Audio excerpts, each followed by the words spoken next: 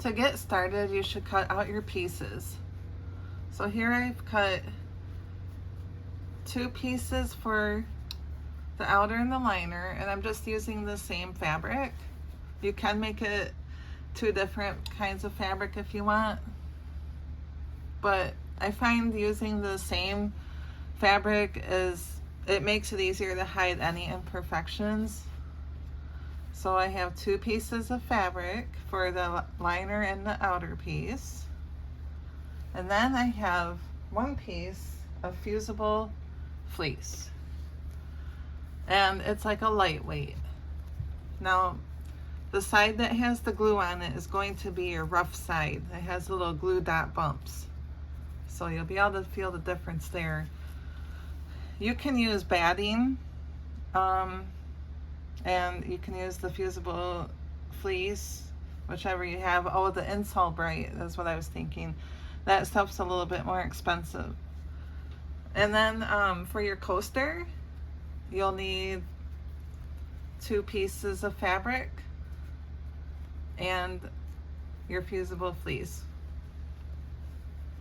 So, oh, and for the rest of it, pick out a button that's like 1 inch or a little bigger, and then I'm using a hair tie. You can also use elastic if you want, but hair ties are easier and they're pretty strong. And this one is just, it's a regular stretchy hair tie, and it doesn't have a metal clasp. So go ahead and pick one side. Pick one of your pieces of fabric with the wrong side facing up, and then you put your glue side of your fusible fleece down onto the fabric, and then take your hot iron and press it in place. You don't want to move the iron back and forth. You're just going to hold it down. I would say, depending on how hot you have your iron, up to like 30 seconds. And it's just going to be based on how hot your iron is and what it takes to adhere the fusible fleece. Like, this is sticking, so we're good there. Now if you wanted to, you could cut your fusible fleece a little bit smaller, or you can just trim off any excess after you bond it, which is what I'm gonna end up having to do. So that's all together now. Then you can also do this. You can flip it over and just kind of smooth it out.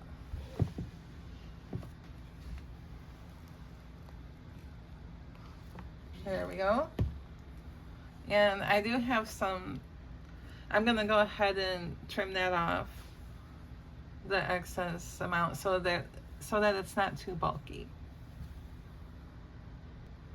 And then repeat the same process for the coaster. They're made in a very similar way. So put the right side down of one of the fabric pieces, wrong side's up.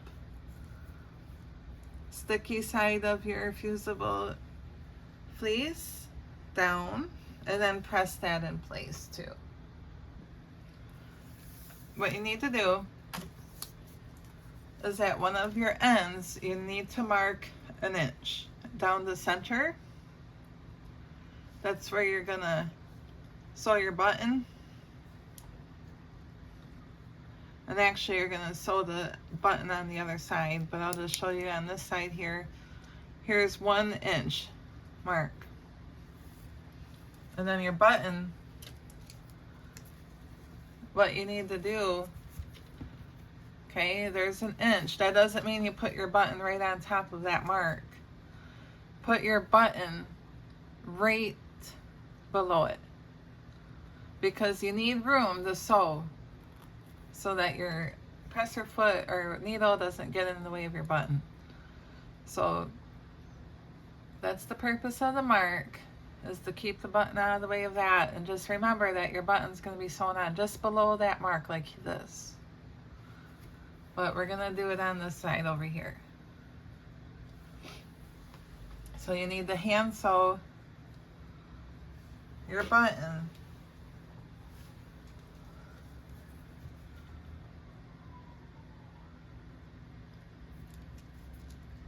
I'm just going to make a little tiny mark right there. And that's where I'm going to hand sew my button. So go ahead and do that. And make sure you do it a couple rounds so that it's nice and secure. Now I have the button sewn on. And it's nice and secure because I went over it quite a few times. So on the other end, the opposite side, you're going to prepare the elastic. So you want that in the center too, and you want the loop to be facing downwards, and you want it on top of the pretty side. And what you're going to do is you're going to either use your sewing machine or you can hand stitch it. Just keep it in place right here. So go ahead and do that and have a little bit of it sticking out.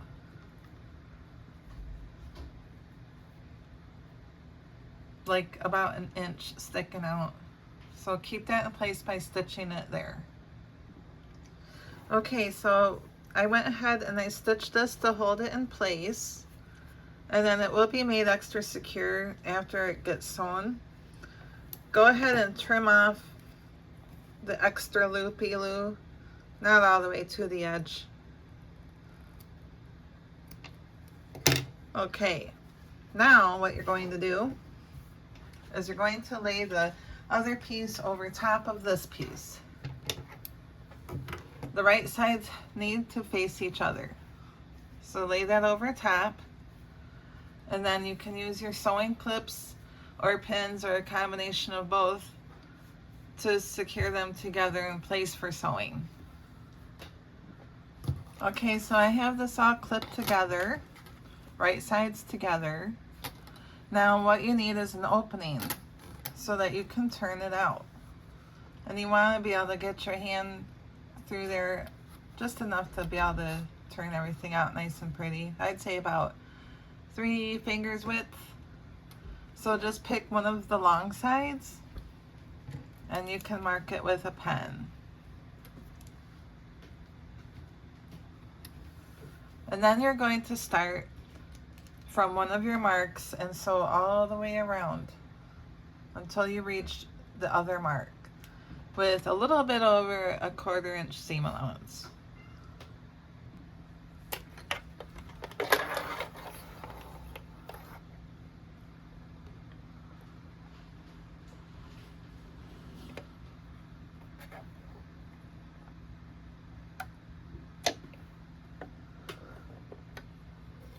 Now make sure, go forward a couple stitches and then go back a couple of stitches.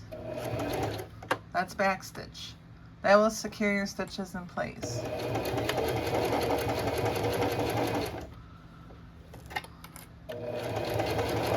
And just be very mindful you have a button right here. So it pays to be slow. And then you want to also go slow anyways because there's a little bit of a curve.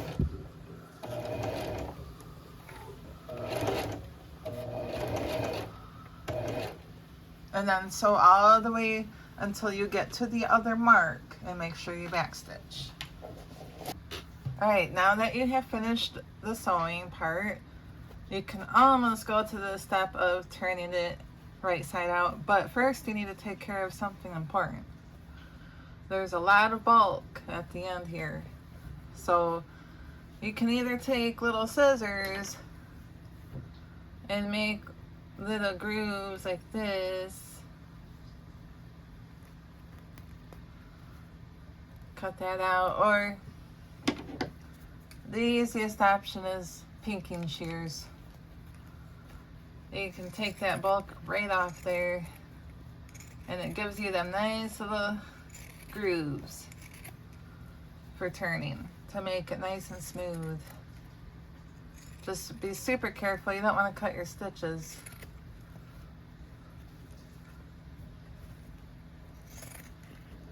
I mean, you can do this all the way around if you want, but you're not going to want to do it where the opening is. So don't do that here. You need that left the way it is so that it will fold over nicely. Fold under. I'm going to go ahead and take off more bulk. Skipping over the opening.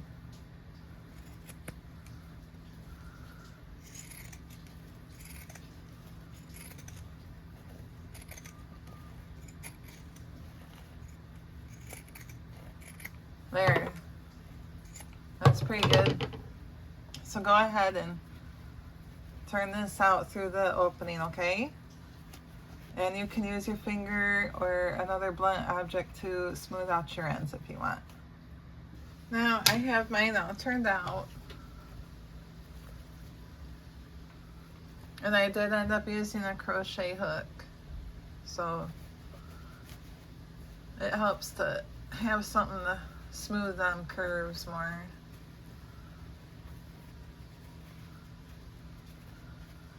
But if you don't have a crochet hook, you could use something like a wooden dowel. Maybe have some other cool tool I don't know about, I don't know. Now you can go ahead and press this down with an iron if you would like to.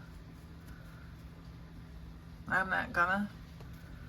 Just make sure that the opening is folded in, the raw edges are folded in, and it should go nicely with the seam. And now you're going to sew with like a 1/8 inch seam allowance all the way around, which not only gives it a cute little edge, but it will close the opening too. So don't worry about it being perfect. I certainly am not. So what I'm talking about with the 1/8 inch seam allowance is basically as close to the edge as possible.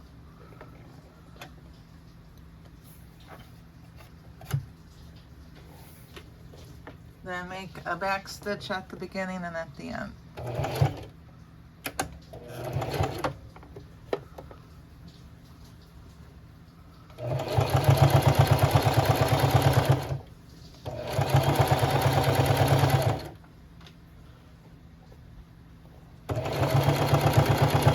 I'm closing up that opening.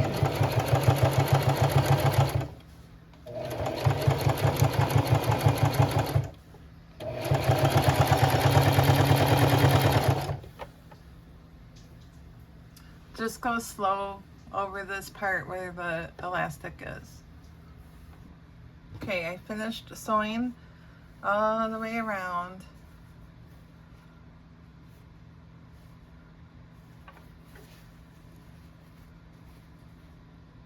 And now I'll show you, I used the large template, and then it is a little bit skinny. However, it's perfect for these kinds of cups, which most coffee cups are kind of rounded and tapered. So this is more of a large. And then this is like a standard cup, which I don't really see a lot of these. But you can see the difference in the size. So for like this size cup, which is the small standard, no shape to it, you would want to use the small template, which would be like the same width. So like, see, this is the large one. It's too big for the standard cup. So you'd want to use the other template. However, you put this one in, which I think most people use these types of cups because you like to have a big cup of coffee or a big cup of cocoa. And look how perfect this fits.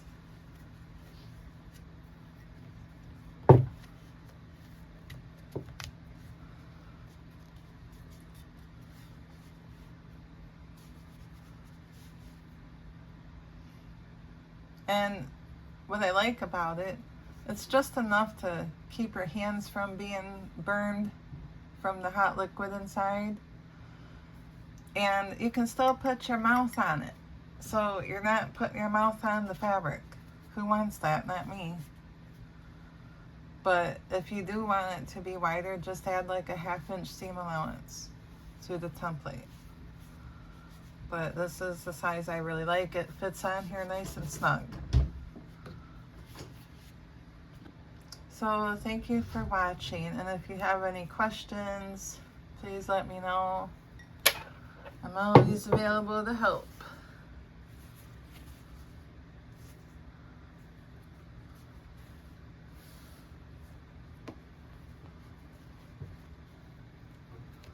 And with the coaster, I almost forgot. With the coaster is so simple. So you already got your fusible fleece on the one side. And all you do with that is put your right sides together and then use a few clips or pins to hold it in place. And on one of the sides you need that little bit of an opening like you do on your cozy there. And then, so you would sew from one mark all the way around down to the other mark. And then you would clip your corners without cutting into your stitches, and then you would turn it out and sew with that 1/8 inch seam allowance I showed you on that cozy all the way around to close that gap. So that's all you would need to do for your coaster. Thank you, bye.